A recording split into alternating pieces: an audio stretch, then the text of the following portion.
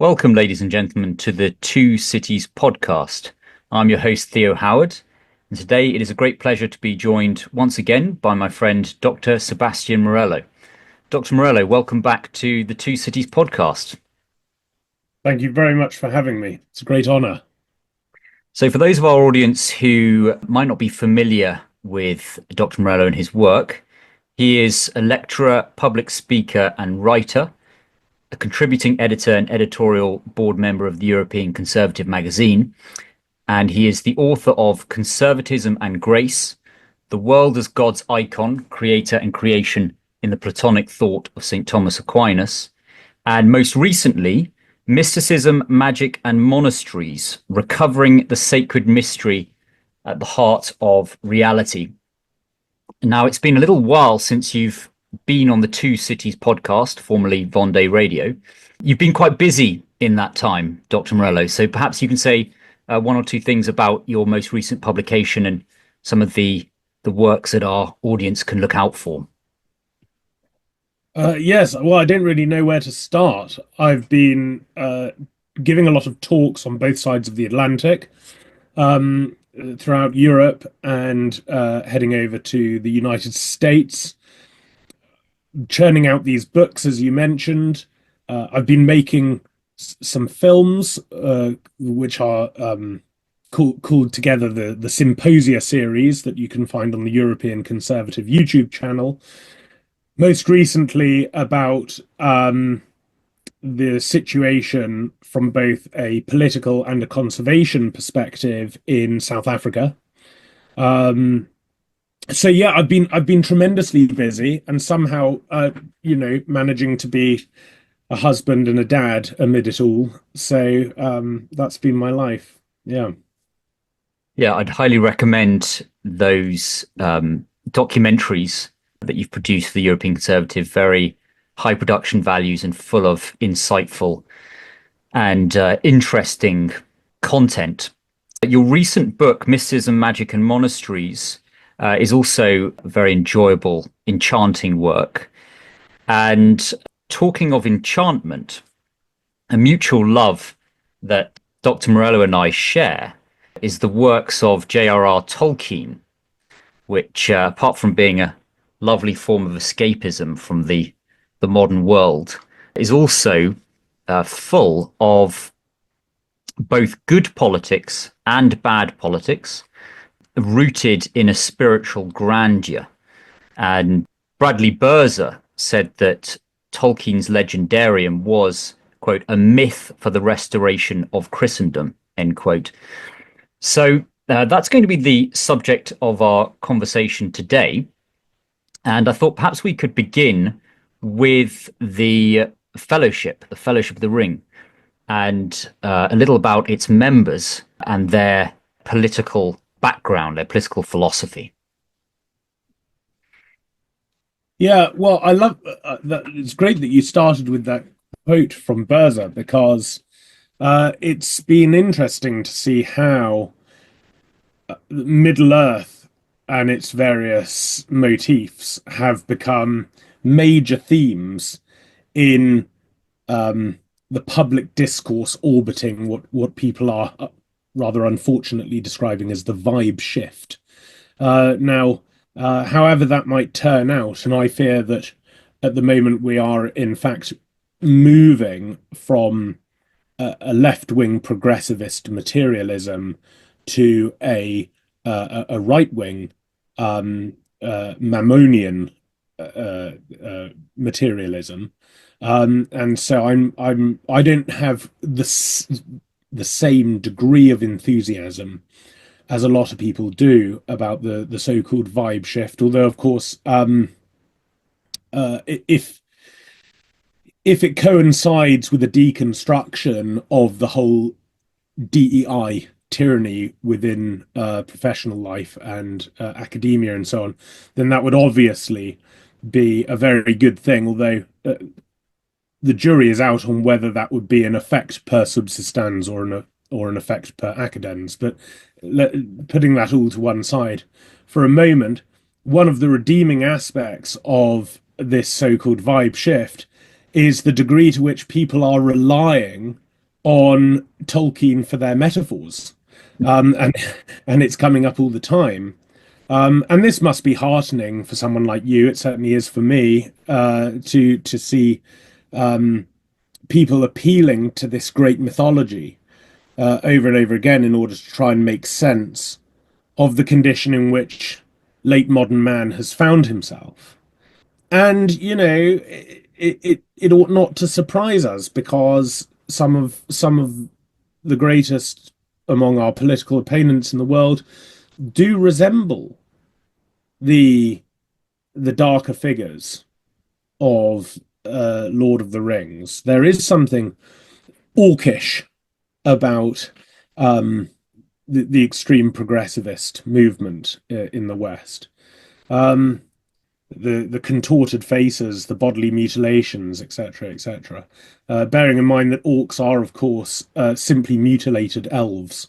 Mm. That is what an orc is. So anyway, putting that all to one side for a moment, the Fellowship, the Fellowship. Well, should we talk a little bit about hobbits? Because the political settlement of the Shire is a fascinating one. The It's difficult to see what the role of the state actually is in the Shire. The dominance of civil society over the state is very, very obvious.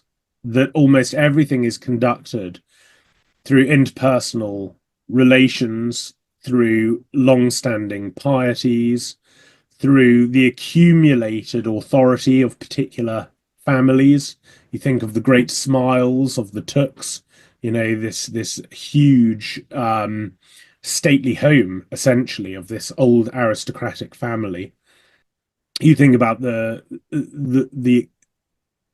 the dominant role of someone like Bilbo, who who is, if you like, he's kind of the perfect distillation of the old English eccentric, which is a who is a social type who has almost completely disappeared in British society today, because you can only really have an eccentric in a highly communitarian society, because there is such a sense of social norms that are tacit, that are unexamined, that are received, about how people treat each other, how people settle quarrels, how people negotiate, how people form bonds and friendships. And this stuff isn't regulated. This stuff is just an organic way of life. And it's only within that that people can negotiate how they're going to depart from those norms, right? And they're going to, and however they do that is going to be kind of checked constantly by their desire to also fit into that social organism.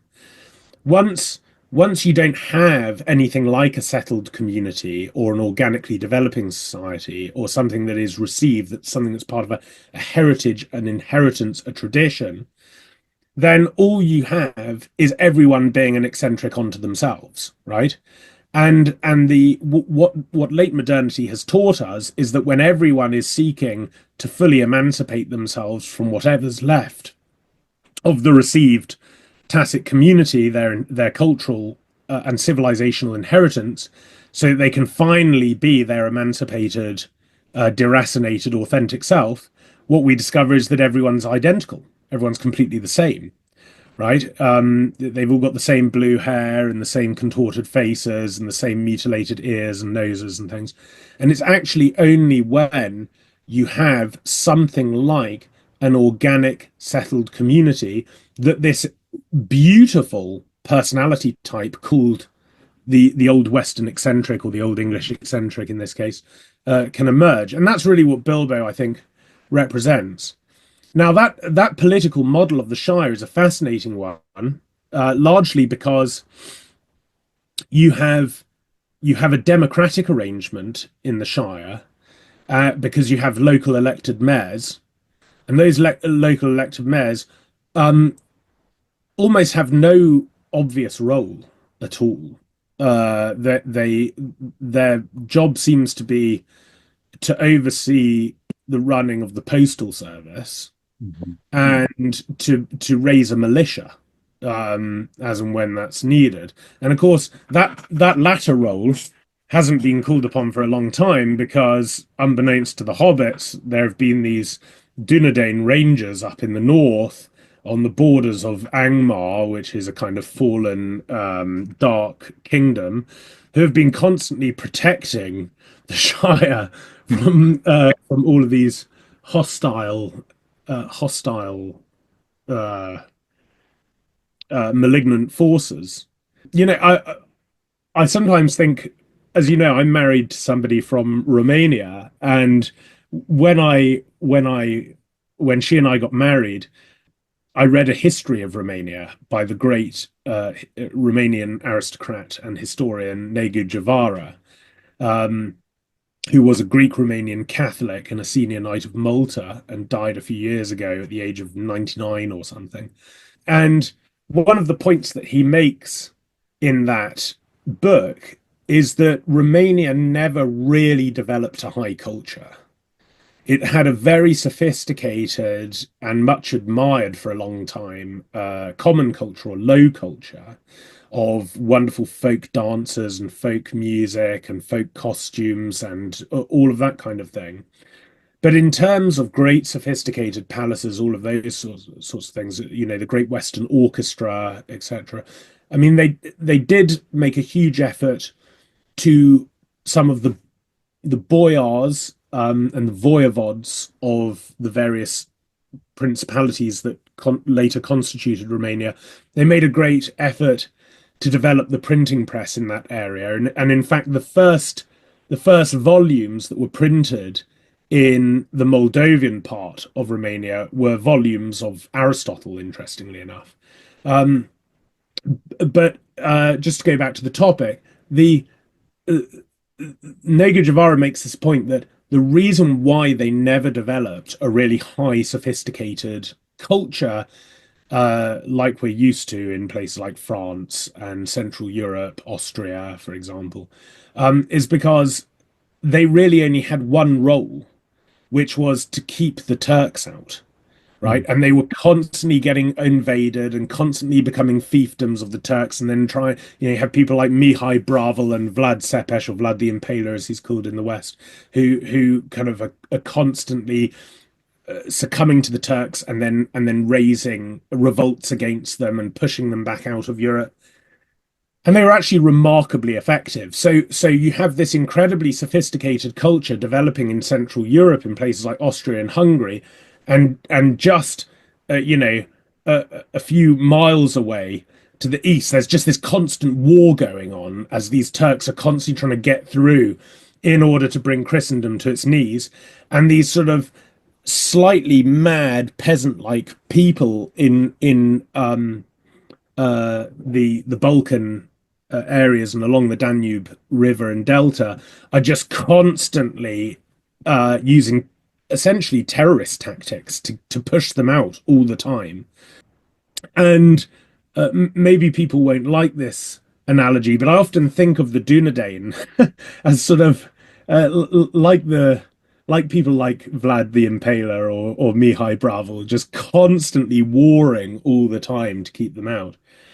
And and so because of the peace that is enjoyed in the Shire, they are able to establish this very, very organic, settled agrarian life, free from constant torment that seems to be strangling the outside world.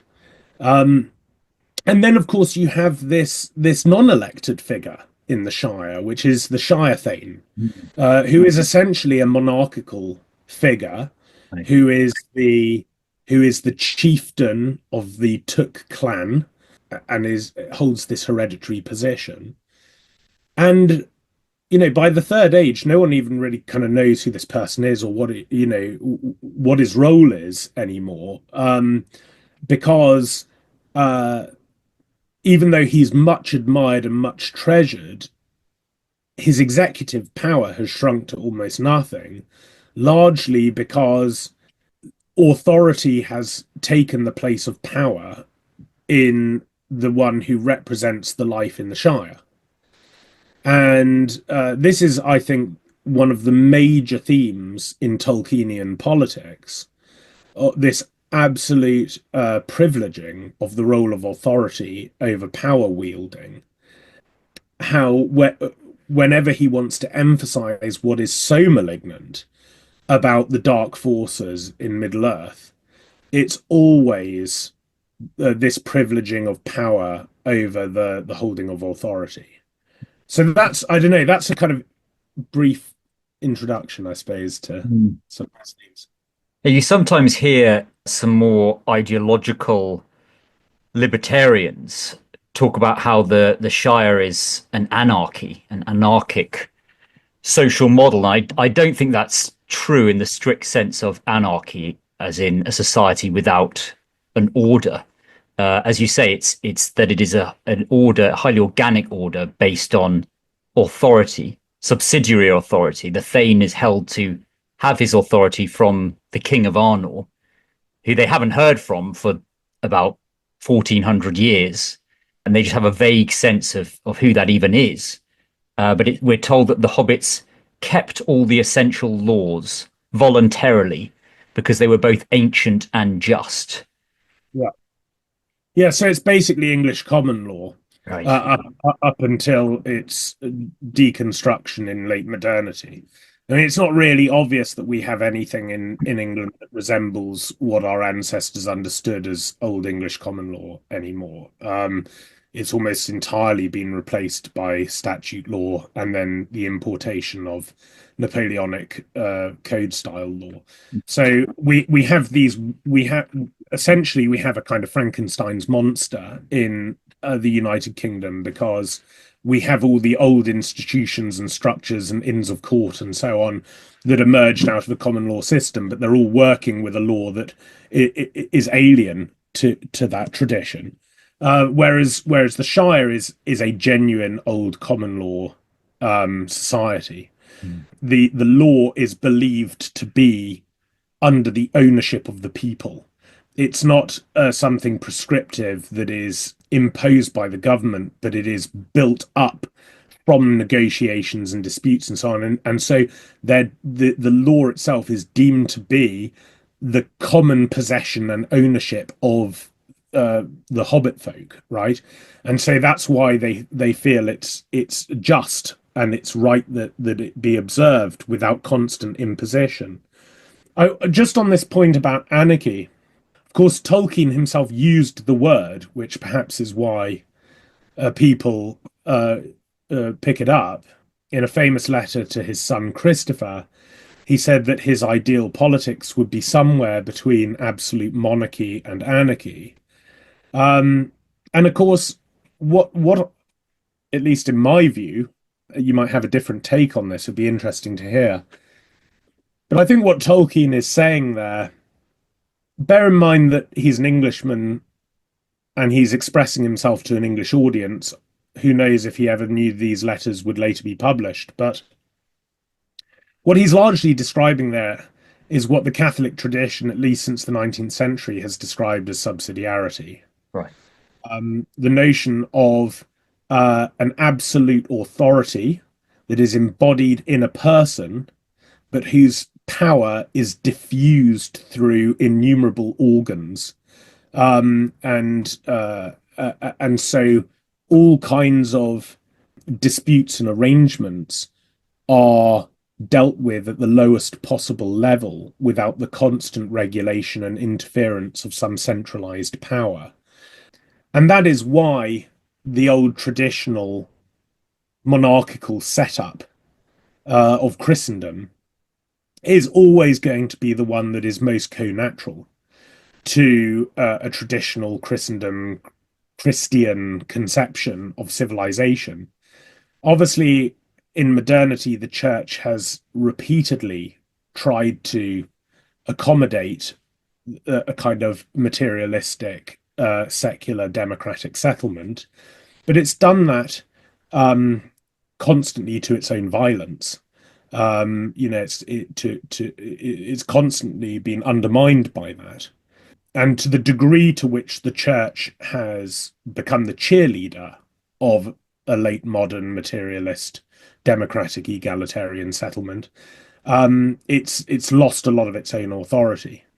And that's why, I mean, one thing I would say is that those old monarchical setups, they are going to come back. They might come back for a while in a very chaotic form. We're already seeing that. I mean, obviously, President Trump signing over 200 executive orders within a day or two of becoming president. That's an executive power that an absolute monarch in Christendom could never have even dreamed of. Mhm. I mean, it's absolutely extraordinary. So having finally emancipated themselves from the tyranny of old Christian monarchy represented by George III, the Americans have ended up with a monarch that no one in history could have ever imagined. And that's of course what the president of the United States is. It's not a president in the continental sense of the term, as a figurehead of the nation. The president of the United States is a president in the same sense as the Holy Roman Emperor or the King of Poland and the Grand Duchy of Lithuania. He is an elected monarch with astronomical, eye-watering executive powers. Mhm. And so we're already seeing the return of the monarchical and the imperial model coming back very, very quickly. It might come back in a very strange, chaotic way for a while, but these models have to come back because they actually come out of human nature.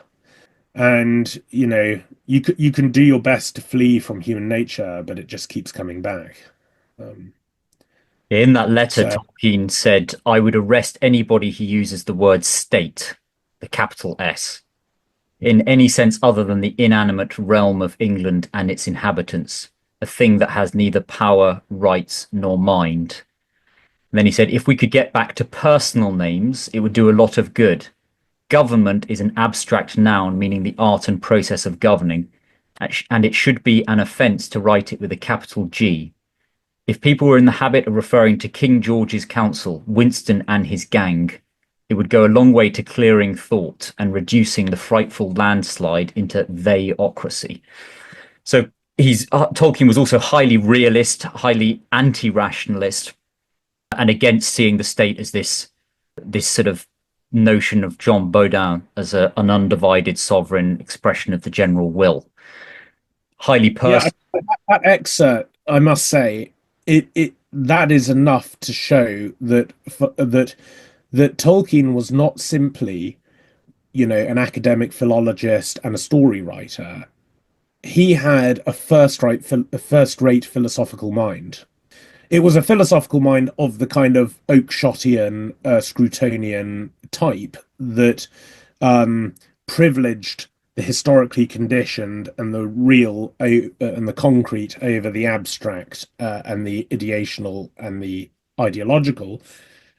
But it was nonetheless a first-rate philosophical mind, and he understood what what the modern age entailed.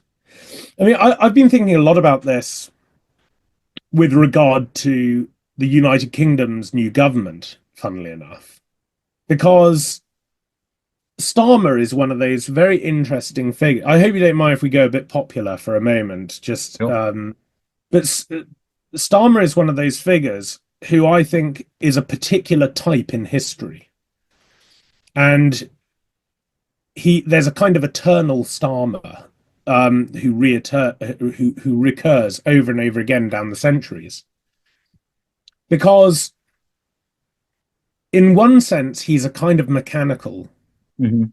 creature. Doesn't There's some dream, doesn't can't name a favorite book.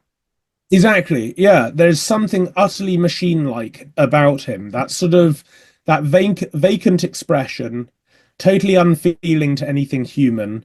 Sort of, you see him and you just see a mask, and there's nothing behind the eyes. This strange Clark-like nasally voice. He's the sort of man who could walk into a room and torture somebody for hours to obtain information, and then go and sit down and enjoy a chicken Caesar salad or something and not think anything of it. It's just this completely unfeeling mechanical human being. But there's another aspect of Starmer that is he's an impassioned ideologue. And funnily enough, every time I hear him or see our Prime Minister, I always think of Adolf Eichmann because, and I know that that might seem a bit extreme to some people, but when Starmer was rising as Labour's new hope, I was at that time reading Eichmann in Jerusalem by Hannah Arendt. And, you know, famously, Eichmann in Jerusalem made that case that, look, I was never really ideologically committed to the Nazi enterprise. I was just transporting people for their. I knew that they were going to be killed, but that was completely legal under that regime, and you know that's. I never really judged it from a moral perspective. I just wanted to know that I was fulfilling my tasks properly and fulfilling the terms of my employment. And that's the kind of case that he made. And this was famously characterized by Hannah Arendt as the banality of evil, which has become a kind of catchphrase or slogan since then. But there is actually, so that was in the 1960s, but there's a 1957 recording that was released decades later, made when he was hiding out in Argentina. And in that recording, he says, well, look, you know, I really believed in the whole Nazi project, and I thought the Third Reich was going to be the eternal government, and I really despise and hate the Jews and the Gypsies and the Catholics, and I thought that we could, you know, he says it's a real shame that we didn't have enough time to finish the job and kill all of these people, and he speaks like this.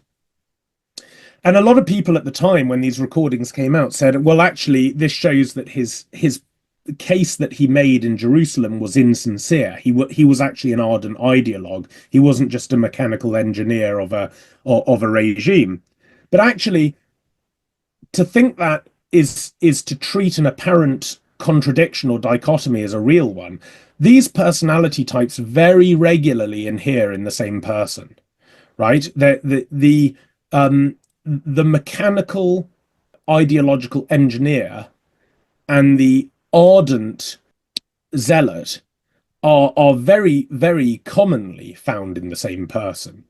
Treebeard says this about Saruman, right? Treebeard says he has a mind of metal and wheels, right? He sees Saruman as a mechanical like creature, right? But Treebeard also says he craves to become a power, right? So he's simultaneously filled with this appetite and this passion to become an ideologically dominant figure, to take control of the world, to impose his will upon the world. And at the same time, he operates in this weird engineer-like, machine-like way. This is a personality type that recurs over and over again. I think Tolkien, he shows this personality type beautifully and perfectly in the figure of Saruman, and I see this very much in the current regime under which the United Kingdom toils. You know, Starmer is a kind of Saruman-like figure, you know, and he makes his pacts with orcs and what Treebeard calls foul folk, you know. He sells out his nation's inheritance or those in his care to globalist powers. Davos man. Yeah. He's a kind of cipher for oligarchy. Yeah. That's interesting. Yes, I was doing some reading and actually, so politics is the art of the common good. And actually, the phrase only occurs once in The Lord of the Rings. It's actually used by Saruman when he's entreating Gandalf to join his scheme to assist Sauron in his subjugation of Middle-earth. So Saruman, in his last effort to persuade his fellow wizards, suggests that the lesser folk should wait on our decisions. For the common good, I am willing to redress the past and to receive you, end quote. So yeah, that's kind of interesting, the misconception of the common good. Well, actually, I'm not sure it is a misconception. The I think the term common good is a remarkably unhelpful phrase, and because in classical Christian ethics, it's not so much that there is a common good; it's that there are common goods, right? And the moment you reduce the notion of the common good to an abstraction rather than to concrete things, right? I think you lose the notion of the common good. So historically, in Christian ethics, you had kind of particular goods, goods that were for me alone and for my consumption. You had shared goods, which a number of people could enjoy and perhaps were the right of a number of people. People had a just claim to those things. Mm-hmm. But those things would diminish to the degree that they are enjoyed. Okay. Mm-hmm. And then you had common goods, and those common goods were the highest goods because the degree to which they were enjoyed were that wasn't the degree to which they were diminished. And in fact, the degree to which they enjoyed, they often became superabundant. Okay. Mm-hmm. And a lot of people mistakenly think that, I know I'm speaking in abstractions now, but I'll try to concretize this in a moment. A lot of people think that the difference between common goods and shared goods is that shared goods are material things. Here's this cake, I've brought it to share, I'll divide it up, we all take a slice, and then it's gone, but we've all enjoyed it, right? Whereas a common good would be something like, let's all study St. Augustine's City of God together, right? The degree to which we all enjoy the content of that book isn't the degree to which the content disappears, right? Yeah. It's Or listen to still a piece of music together. exactly. And so a lot of people think, well, then these things are kind of immaterial things, but that's not actually true. You can have immaterial shared goods as well. So an obvious example is something like honor, right? If you offer every man and woman in the country a knighthood and a damehood, right, then it means absolutely nothing, right? Like Honor is Henry V says that in Shakespeare's play, that it's good that there are so few of us at the Battle of Agincourt because it means we will have a greater share of the honor right. when Okay, we win. exactly. So honor is an obvious example of something completely immaterial and totally moral, but clearly a shared good and not a common good. Whereas the most obvious common good and the highest possible common good is God himself. And the degree to which people enjoy God and contemplate him and pray to him and offer him worship and consecrate their lives to him isn't the degree to which he diminishes. In fact, it's the opposite.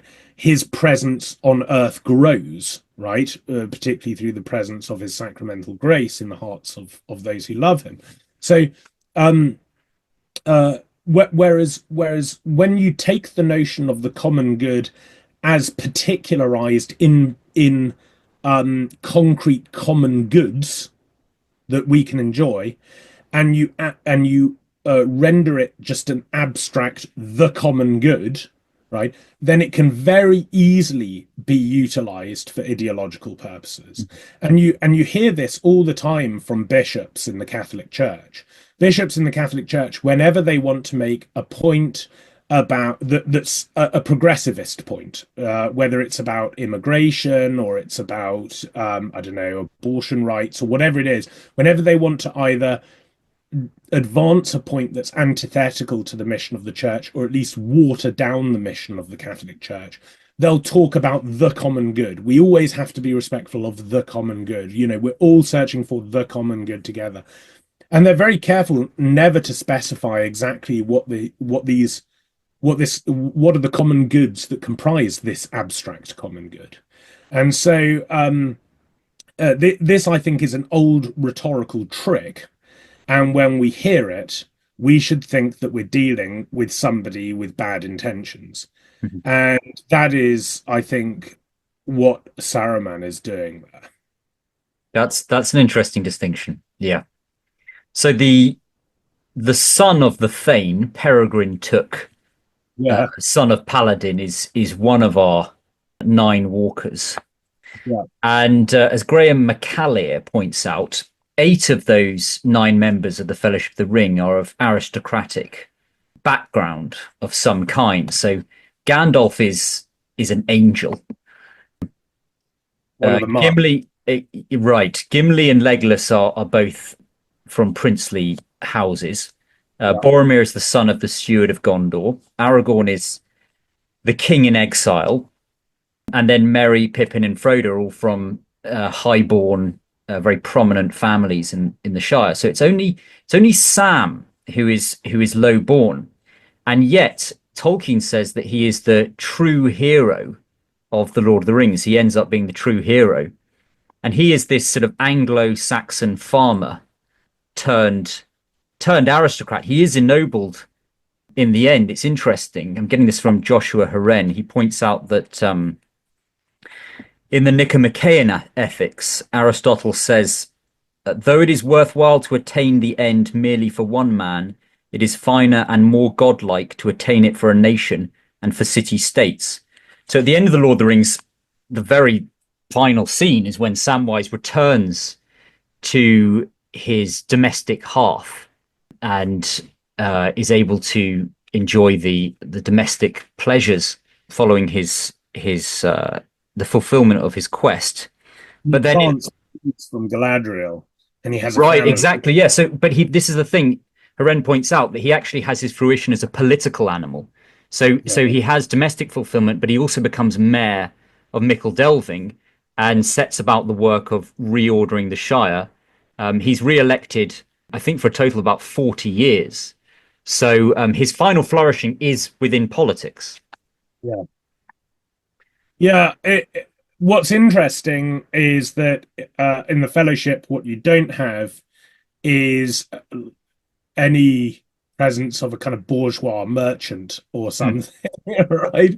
Right. Um, and we know that the Middle Earth has such figures because, of course, the town. Oh gosh, how embarrassing! I've forgotten the name of it. The town at the foot of the Lonely Mountain, um, Lake Town.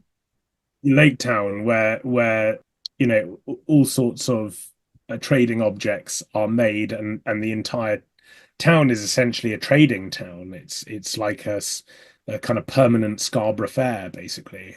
The But you don't have that there. What you have is in the Fellowship is you have this alliance of the various aristocratic houses of the Free Peoples, and then you have this guy who turns out, as you say, as Tolkien observes, is the great hero of the whole story, who is this man who's totally rooted in the earth, who has an intuitive or an instinctive bravery about him, who is deeply pious. His it's one of the most wonderfully written pieces of 20th century literature. His encounter with the spider, his name escapes me for a moment now. Shelob, that's right. His encounter with Shelob when he protects Frodo, and as he advances at the spider, he starts chanting the name of Elbereth, who, of course, is Middle Earth's version of Our Blessed Lady. And as he so what you end up is this reimagining of the conflict between Our Lady and the Serpent being realized here between between the gardener and the spider, essentially. And as he advances with the sword and he holds out the light in front of him, he chants her name over and over again. He's this kind of Sam is like one of the Vendée farmers, basically. That's Mhm. essentially what he personifies, but a sort of West Country version, I suppose. Yeah. Yeah, there's possibly another Anglo-Saxon connection here with the Fellowship. Something that Joshua Haren points out. So if we look to Gandalf, this member of the Istari who comes as a sort of emissary and a prophet from the Valar across the great sundering seas Hmm. to give hope to the free peoples of Middle Earth. Haren compares him to what Tolkien called, or who Tolkien called, the chief glories of Anglo-Saxon England, the continental missionaries, men like Saint Boniface, Saint Willibrord, women like Saint Walburga, who, after having been baptized and receiving the gospel, returned to continental Europe amidst the darkness and chaos of the breakdown of the structures of the Roman Empire and the warring barbarian tribes, and went about converting innumerable barbarians to Christianity and unifying them under Rome. And the legend is that Saint Boniface even crowned Pepin the Short, son of Charles Martel, who was the father of Charlemagne. So Haren draws this comparison between Gandalf coming to Middle Earth and Saint Boniface coming to continental Europe, with Gandalf being the eventually the figure, the sort of representative of divine authority who crowns Aragorn rightful king. Yeah, I've often thought that Gandalf is also. I'm sure all of that is true, and that's all present in the imaginative world of Tolkien as he's writing these stories. But we know that Tolkien was a great lover of Northern mythology, of the Nordic sagas as well. Of course, he did his own version of Kullervo, for example, which I think is Finnish originally. And I've often thought that Gandalf is like a kind of baptized Odin, because Odin, of course, has aspects in his own story that are strange intimations of those of Christ, famously being nailed to a tree so as to attain all wisdom, is one of the episodes in the life of Odin in the great sagas. But of course, the other thing about Odin is that he has a very close kinship with corvids.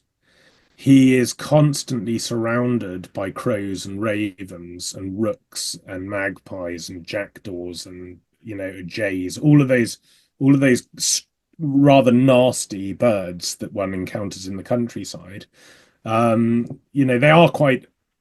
remarkably unpleasant creatures, corvids. They will often gather at the rear end of sheep as they're giving birth, so they can strip the faces of lambs as they are delivered into the world.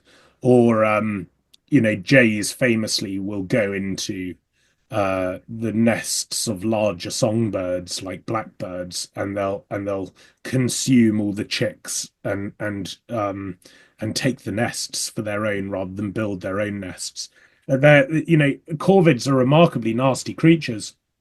And another aspect of Odin is his role as master of the wild hunt, which is a recurring motif in Northern European mythology. And in the case of Gandalf, each of the Istari have a particular connection with one of the gods and one of the Valar. And in the case of Gandalf, his kinship is ultimately with Manwë. And that's quite strange because he's not head of the Council of Wizards, or at least he's not to begin with. So it's almost like he's always destined, in Mhm. any case, to become head of the council of the wizards, because his special kinship is with the father of the gods, is with Manwë.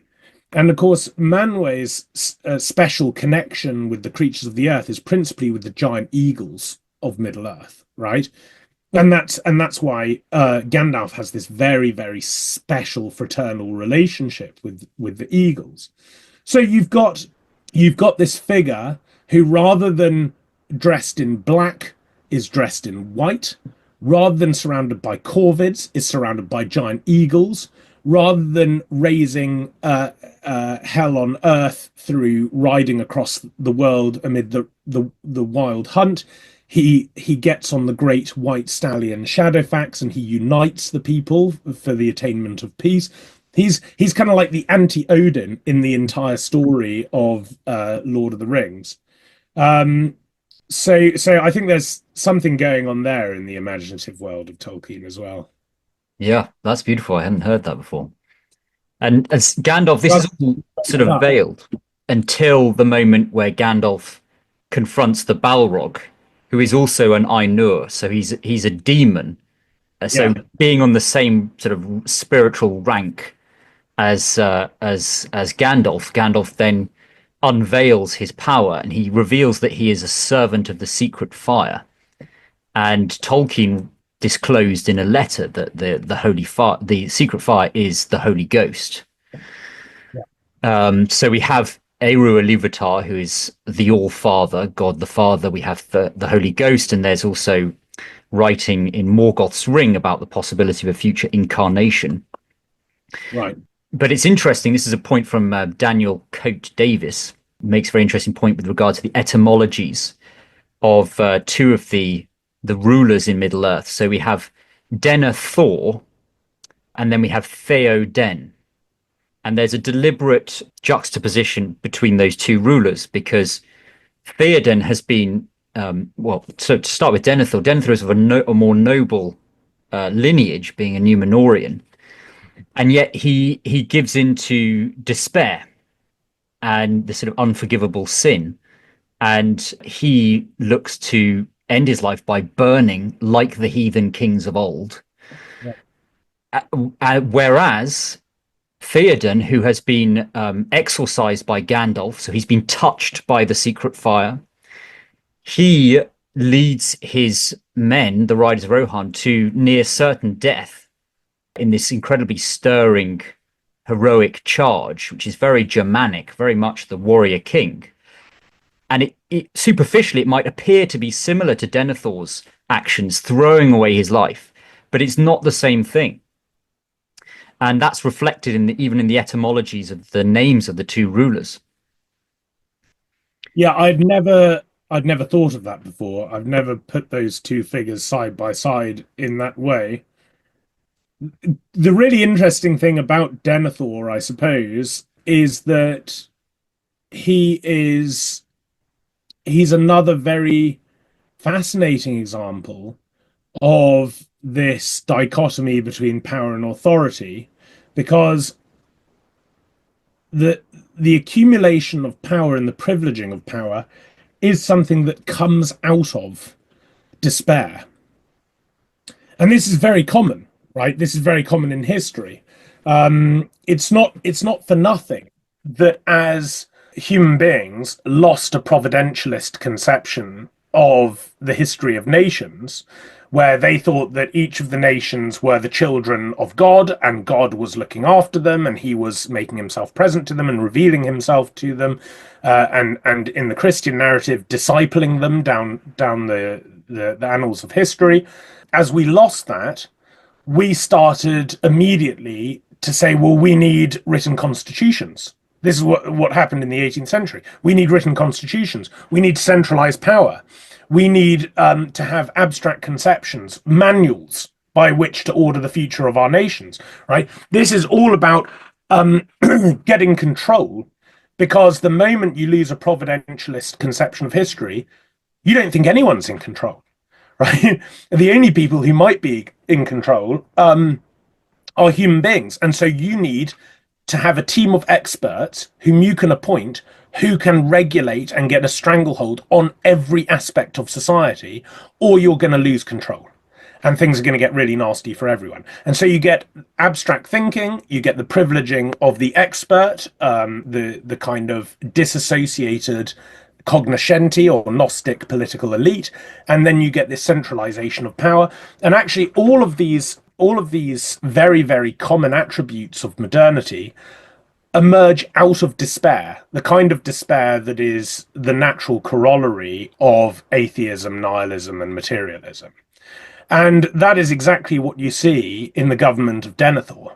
Denethor is becoming more and more despairing as time goes on, and his way of handling that is to double down on the accumulation of power.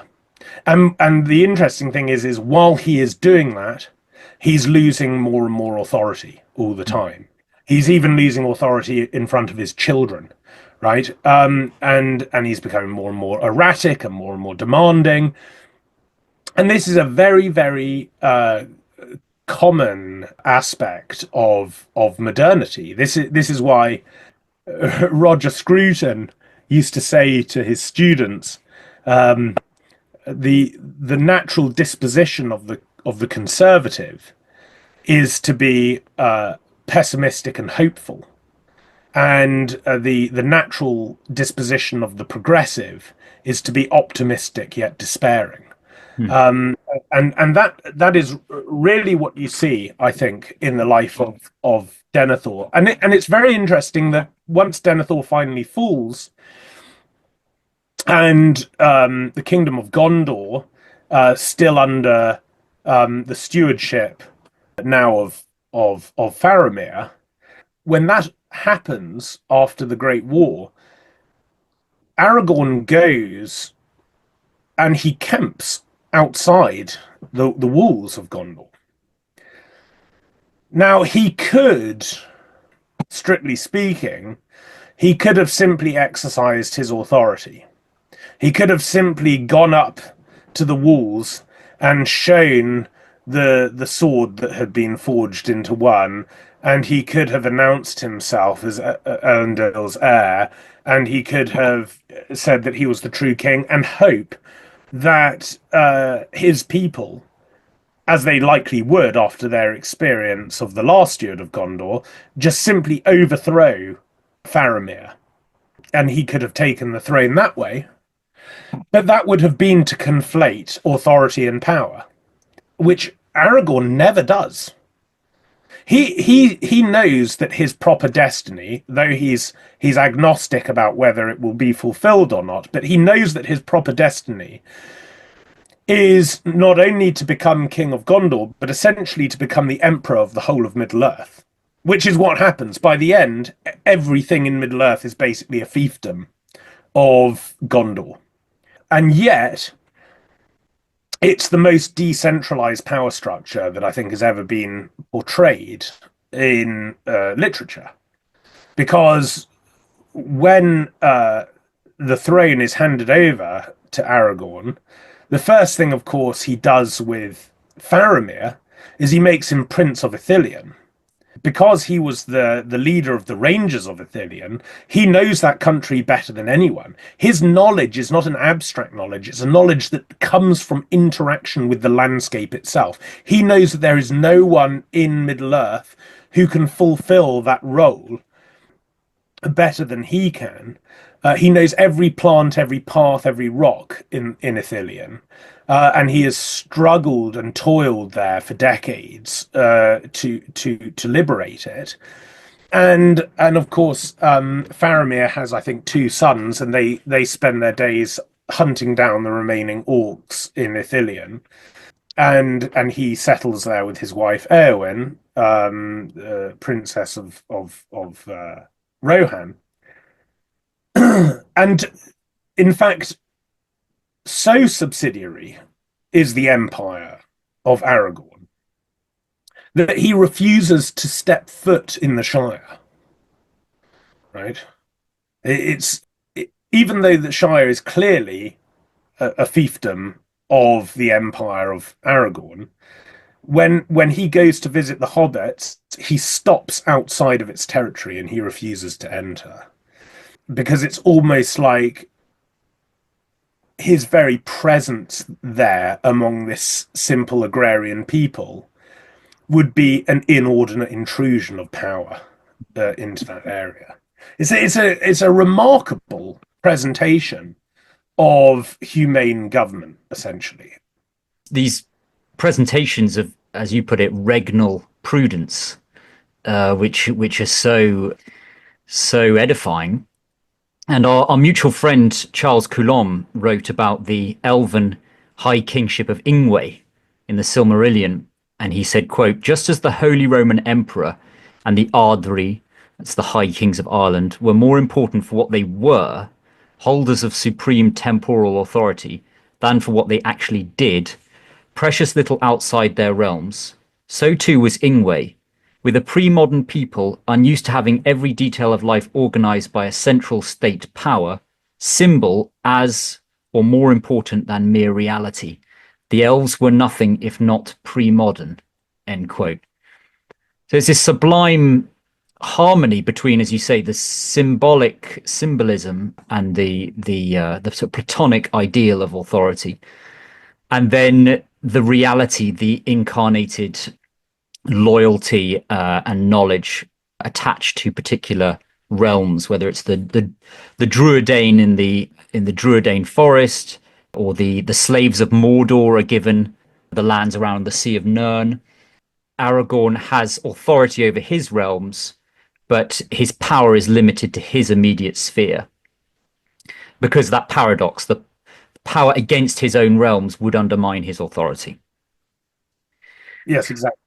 And Tolkien's possibly taking inspiration here from St. Philip Neri. Of course, he grew up in the Birmingham Oratory, who wrote, "If you wish for obedience, do not give many commands." Yeah. So credit to my friend Conor McHugh at Plotlines for pointing out the parallels between three holy mountains in the Middle-earth Legendarium. So first of all, in the Silmarillion, you have Taniquetil, which is the greatest mountain in Arda, which is where Manwë dwells with his queen Varda. And he can see the entire earth, and it's where the eagles come to give him news. And then we have the second mountain in the narrative, which is the Meneltama, which is explicitly called the Holy Mountain, in the center of the island of Numenor, which was devoted exclusively to Eru Ilúvatar. And it's here that we actually find out a little bit about the actual explicit rites of religion that the Numenorians perform there.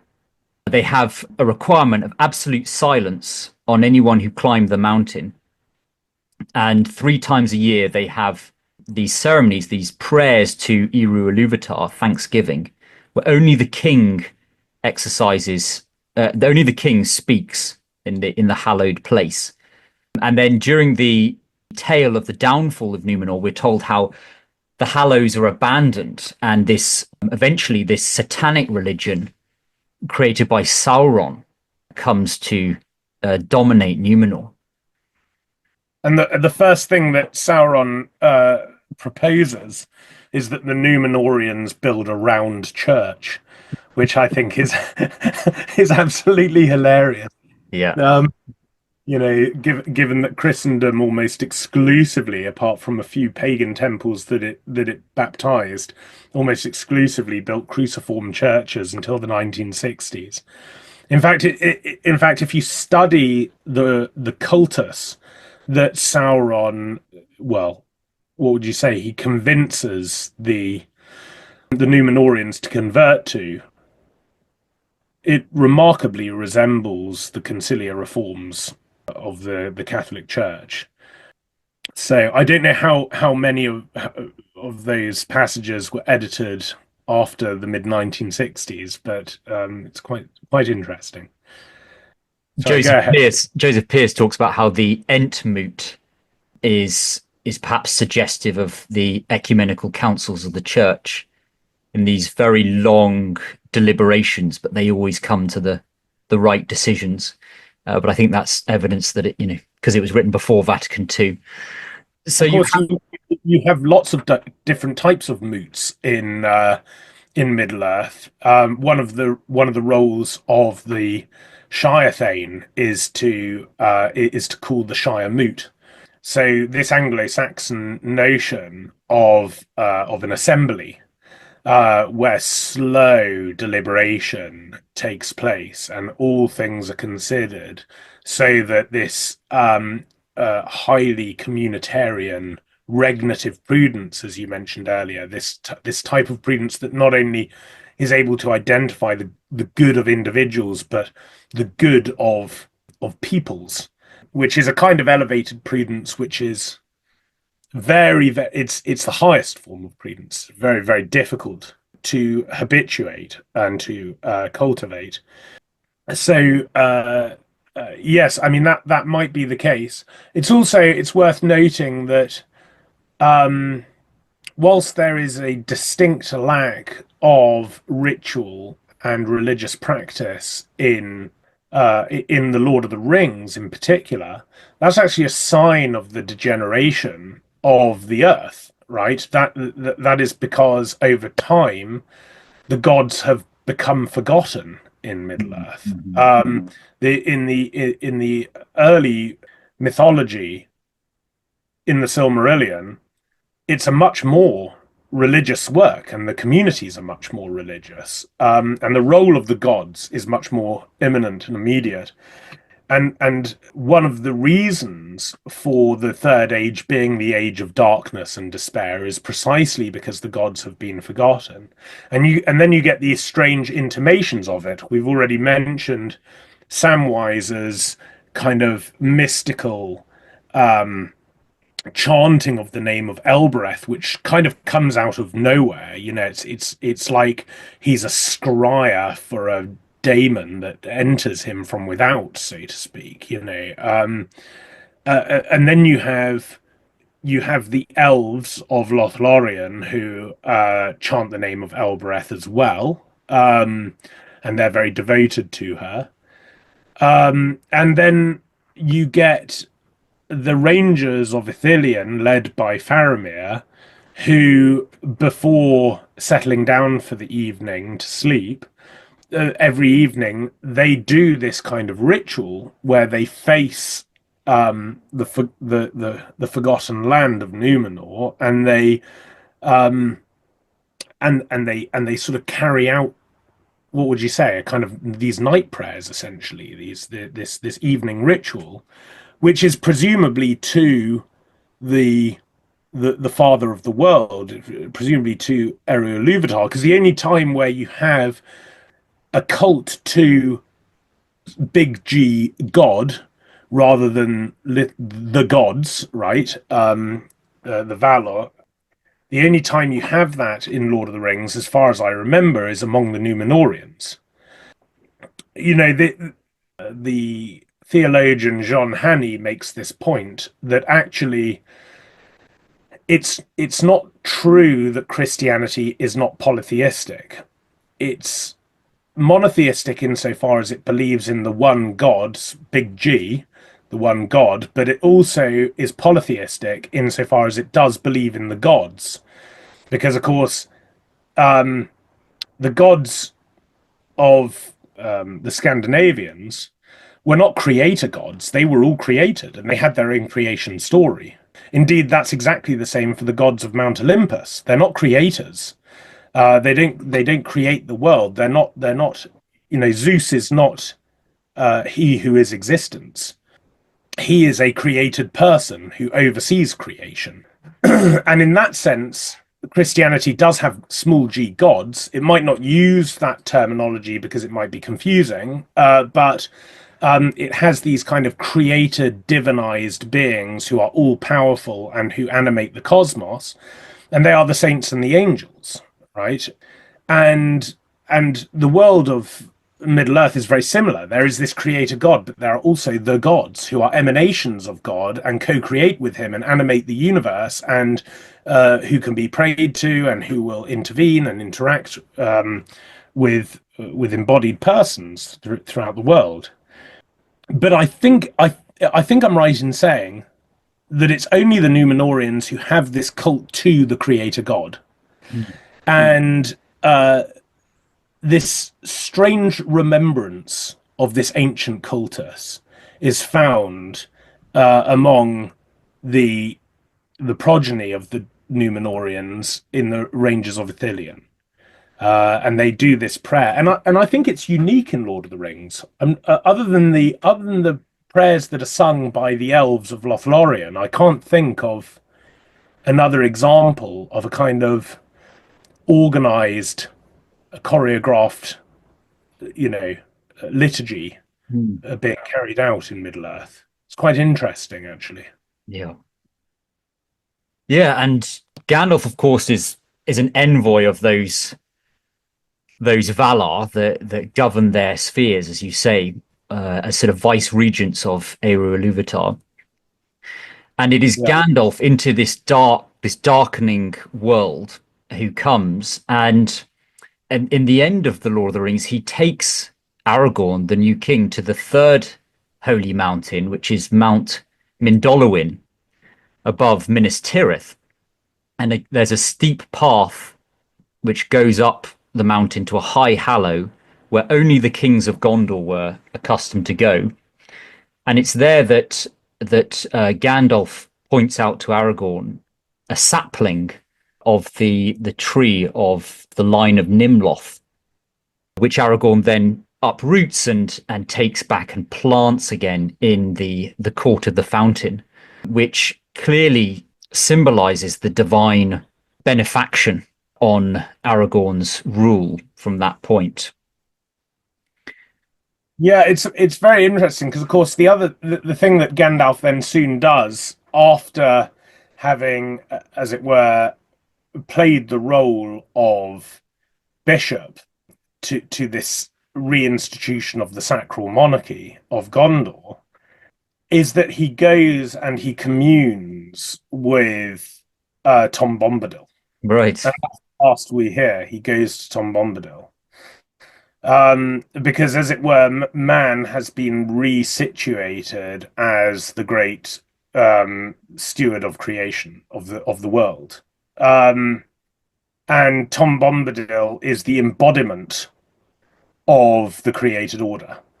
That is, I mean, obviously, I'm not trying to give an exhaustive interpretation of Tom Bombadil because he's famously difficult to identify who exactly he is and what his role is.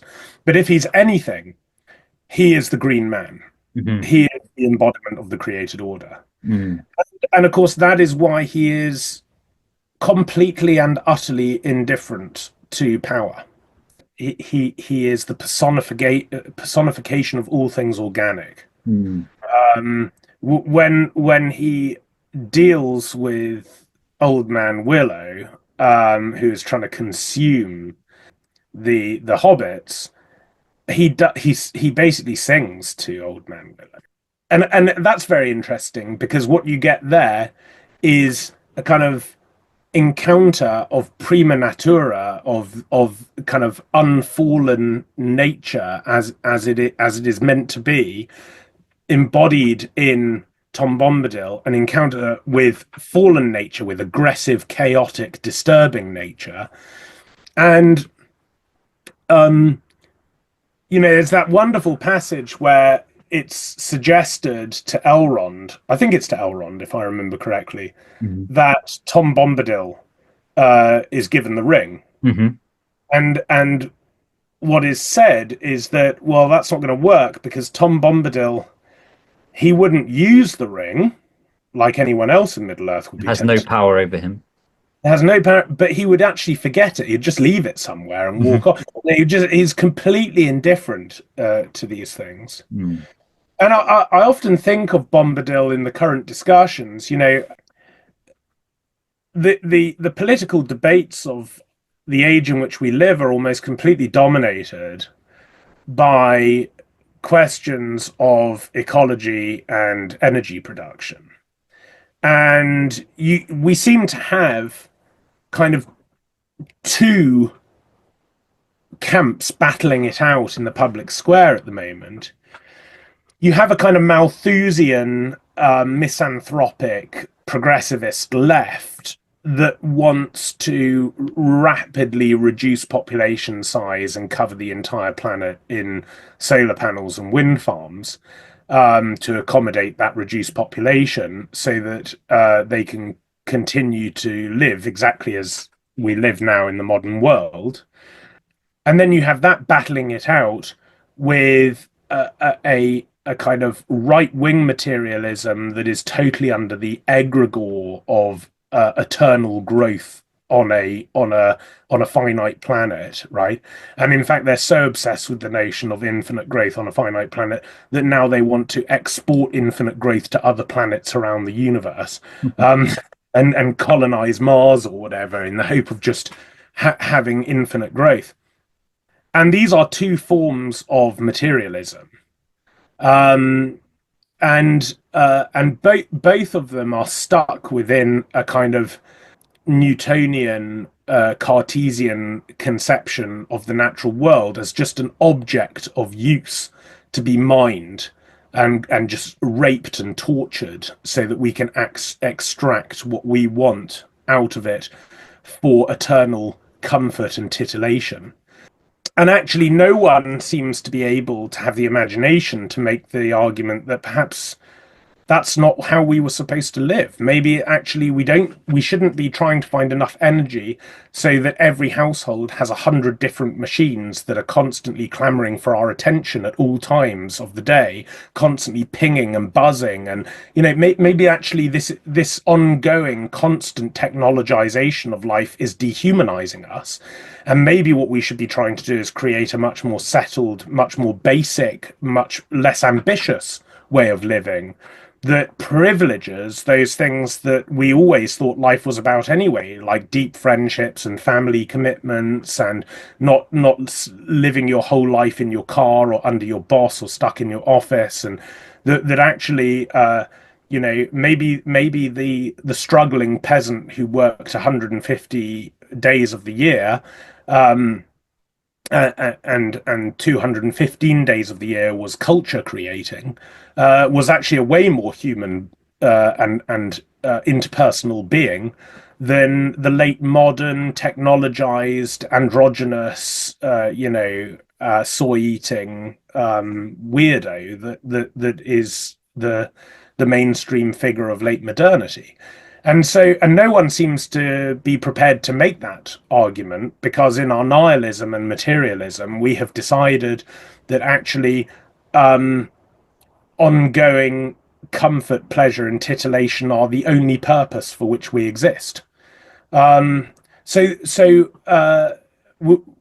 this this weird attitude towards the world, which is our only home, and it's been given to us so that we can be good stewards of it, and perhaps perhaps people of a conservative persuasion today don't like this language, but if we sin against this world, then we sin against its author.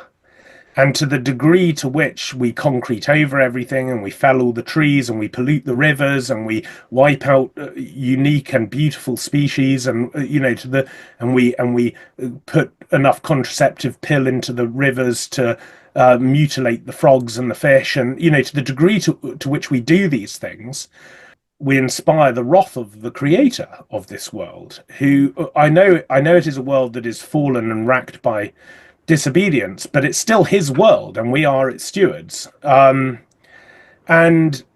in the face of that modern trajectory, in the face of those who govern the world with minds of metal and wheels, is Tom Bombadil, who is a real steward of the world, who encounters Goldberry in the purity of the lake, and who manages and shepherds the trees and the woodlands, and who has no appetite for power at all or control, who does not, the Cartesian, Newtonian, materialist view, as Goethe said, the view of nature as a great torture chamber. That's about as far from Tom Bombadil's apprehension of the world as you can possibly imagine. And it's very interesting, I think, that when all is concluded and all is done, and a time of peace is established and the sacral empire is instituted across the world, what we actually see is things like people having families, the planting of trees, the seeds of Galadriel, the you know the white wizard going and communing with the personification of the natural order. What we actually have is the rediscovery of man as a true steward of the one and only home that he's been given. Mhm. Which I'm amazed at the way this is completely outside the purview of anyone in the political arena now. Mm.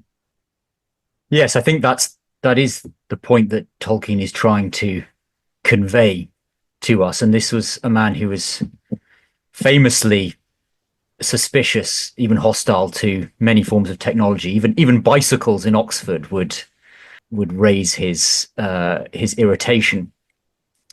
Yeah, And because look what's happened.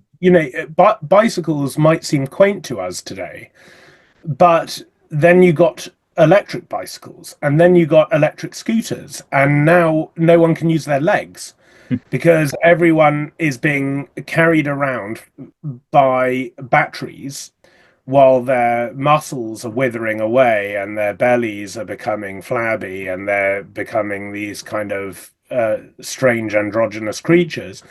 And that's the world. In the 1940s and the 1950s, there's actually a very interesting article about this, I think, amazingly, in The Guardian, not too long ago, about what the physique was of the average man or woman in the 1950s.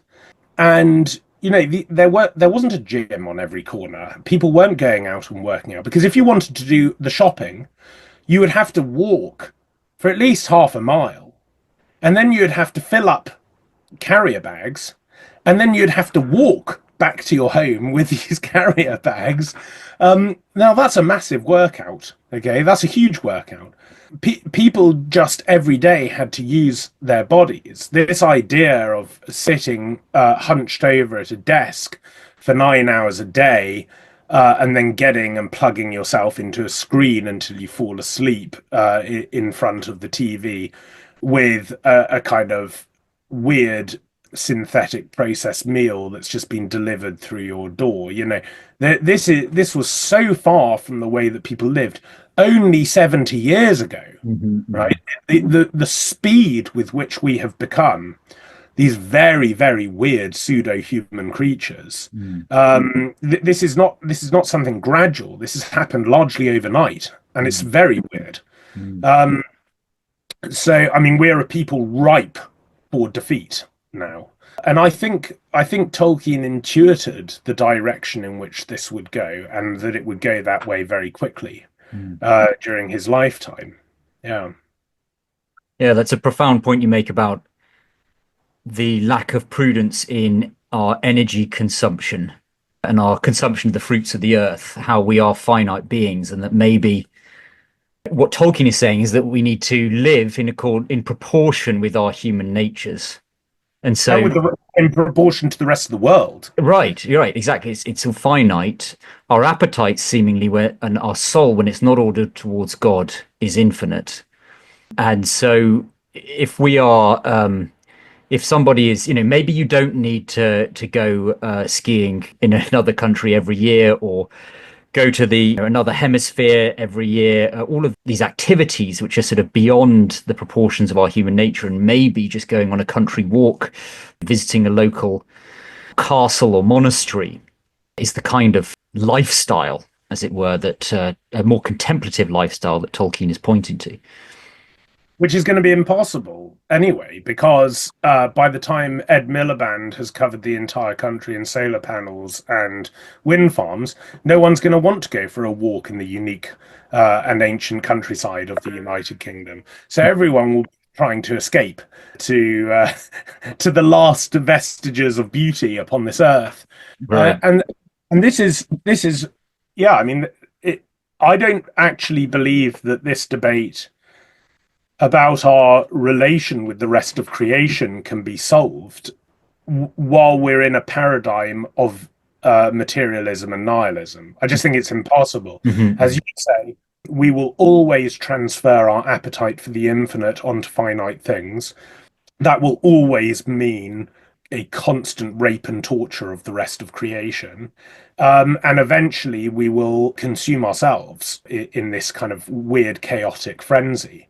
And I really don't think that this problem can be solved until, the we come to the actually rather blatant and obvious conclusion that a contingent universe must be contingent upon something.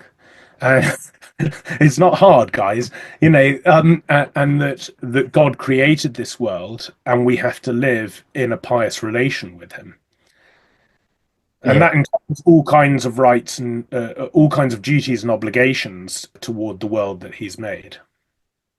And Aragorn rightly orders and recognizes those rights, privileges, duties. And just to conclude his story, which takes place in the appendices, the tale of Aragorn and Arwen, Mm. Joshua Haren points out that at the appointed time, he willingly lays down on the long bed that has been prepared for him. And then he declares to Arwen, "Lo, we have gathered and we have spent, and now the time of payment draws near." He says, after having a life of thrice that of men of Middle Earth, but also the grace to go at my will and to give back the gift, end quote. So Aragorn, in the end, he recognizes what's called the gift of Eru Ilúvatar, which is death. And it's almost as if there's a sort of substitutionary sacrifice. People have talked about how Tolkien puts forward three Christ-like figures: Frodo, Gandalf, and Aragorn, priest, prophet, and king. And here it's quite clear that he's giving his life as a kind of gift. It's Um, interesting, of course, that the men of Numenor in the Silmarillion do not recognize death as a gift from Ilúvatar. right, that's their sin, their original sin, isn't it? A great sin, and they wage war on the Valar in the hope of obtaining life everlasting like that of the elves. And of course, the elves lament that they are tied to the earth, and that their death in battle means they don't go to the halls of Mandos like the souls of men. They are wiped from the face of the earth because they are intertwined with the finitude of the earth. The death among men is a special gift and grace from Ilúvatar, and they can never recognize it. And this is a very, very good example of what we were just talking about. They confuse their natural eternity for an infinity in a finite world. And so that's what they actually want. Mhm. Their great sin is the sin of late modern man. And of course, it leads to despair, and it leads ultimately to their own destruction, and they are plunged into the abyss. And so, I mean, this is the thing about Tolkien. They're just the more you discuss it and you contemplate it, the more you realize that you're going deeper and deeper into these levels, and he's teaching us so much about ourselves. Mhm. Dr. Morello, it's been a real pleasure. And as you say, there's just so much to discuss. I maybe will offer my final point, which is actually courtesy of our friend Father Henry Wisnant, with regard to the forests of Middle Earth. He points out that the woods and their guardians, the Old Forest and Bombadil, Lorien and the Elves, Fanghorn and the Ents, are a reminder of perennial things and a more attentive way of living, which puts the Great War outside into perspective. It feels like a way of helping the hobbits, and therefore the reader, escape a too narrow view of what is urgent and important, similar to how an encounter with history, culture, the givenness of nature, the life of grace, helps us today escape the bifurcation of woke, unwoke that modern society wants to channel into us. With the difference, of course, that the good evil distinction in the War of Middle Earth is not manufactured, but all too real and unavoidable.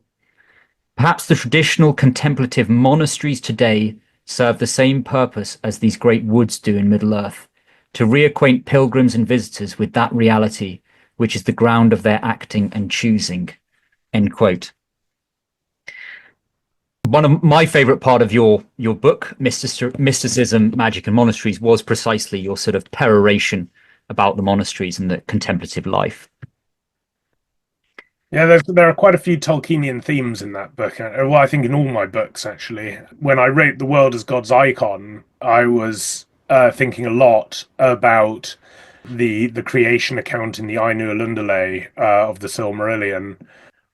In conservatism and grace, I can't remember. There are some Tolkienian points made in that. I know that I quote the letter about anarchy and monarchy in that book. And of course, Mysticism, Magic and Monasteries has a passage on the corruption of power in the person of Denethor. So Tolkien is just always occupying my thoughts. I think this is really, really the time of going deep into the Tolkienian world. And as I said at the beginning, I'm pleased that references are now being made routinely and habitually in the public arena to Tolkien, and his metaphors are providing a way for us to understand the peril in which we find ourselves today. I just hope that power holders of the world can go a little bit deeper than they are. That's a lovely note to end on, Dr. Morello. Thank you very much for your time. Thanks Viva for having Cristo Rey. For those that are interested in supporting my channel and in accessing premium content, please consider joining my locals page via the link that you will find in the description below.